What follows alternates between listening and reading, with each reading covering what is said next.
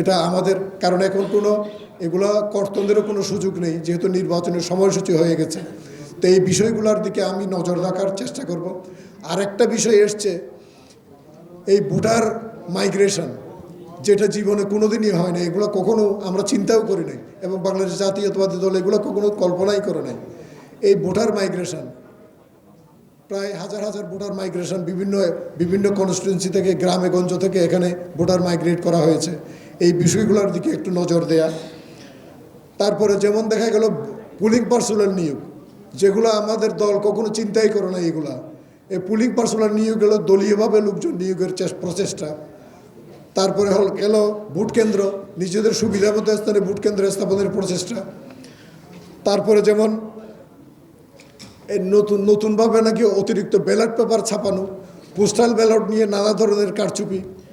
তারপরে হলো এই সিল বানানো, কালকে দেখা গেল যে এক জায়গায় এই ব্যালটে সিল দেওয়ার জন্য সিল বানানো হচ্ছে।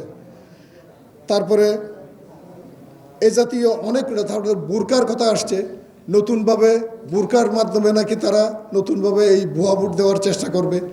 এ জাতীয় অনেক কিছু বিষয় যেগুলো আপনাদের নজরে আসবে। আপনারা সূক্ষ্মভাবে যদি এই বিষয়গুলো যদি জনগণের কাছে তুলে ধরতে পারেন, আপনাদের লেখনির মাধ্যমে আপনারা জানিয়ে, তাইলে জনগণ অনেক উপকৃত হবে বলে আমরা মনে করি।